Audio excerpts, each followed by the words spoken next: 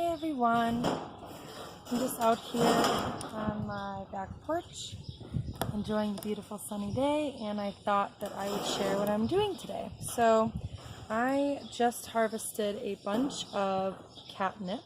This is wild crafted catnip, so I found this growing in basically just an overgrown deserted area, I guess, in the forest.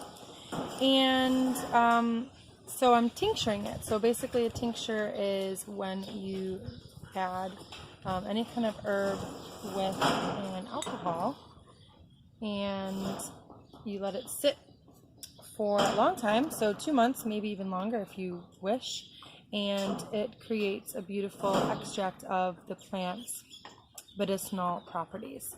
So what I did here is I already harvested a bunch of the blossoms, and right now is a really good time if you live in my area to harvest and use these for medicine, because these are really potent. So as you can see, the blossoms are so beautiful and the smell is really strong. Catnip is full of essential oils, and it can smell a little similar to marijuana, but if you know what that smells like, you can tell the difference. But it's reminiscent of that smell. And typically catnip is, used for cats as a stimulant because it gets them really excited. But for humans, it does the opposite. So it's really calming and relaxing. And it's a nervine, so it's wonderful for the nervous system, great for anxiety, depression, sleep problems, insomnia, even as a cold and flu remedy. Helps boost the immune system, is really nice in a tea. So as you can see, what I'm doing is I have all these stems here, and I'm just holding one side of the stem and just stripping the leaves off, just like that. And I'll compost these stems, or I'll just return them to the land so they can just become part of the earth once again. So I just thought I'd share powerful plant medicine right here. So beautiful. I wish you guys could smell this. And just by working with this and having my hands, in contact with the plant, it's really calming because your skin is your largest organ, so it absorbs everything that we put on it. So it's absorbing the essential oils of the plant. So, just the aromatherapy aspect of smelling it. But of course, you can also use it in a medicine, or I do plan to take some of these leaves, whatever is not used for my tincture, and I'll dry these. And of course, you can use them for your cats if you have them. But this is a wonderful, natural way to help anxiety. Anxiety is pretty common these days, so having something natural to help with that is always awesome.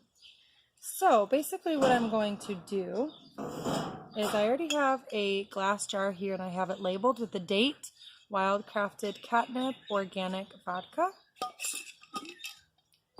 And so what I'm going to do is I'm just going to add, I'm trying to remove as much of the stems as I can, although it is still plant medicine, it's just not as potent.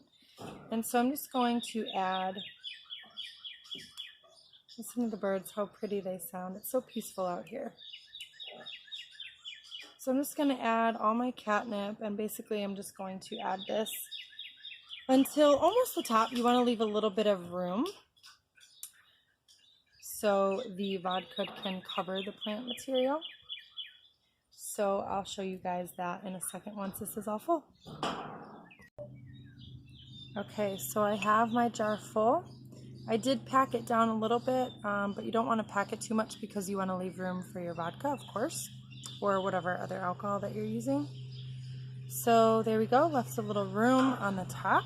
And I'll just add these last little bit of leaves here. And just a little note about harvesting these is you always want to harvest either from a garden, so that you grew them yourself, grew the plant yourself, or from an area that is a good amount away from any kind of busy area, road.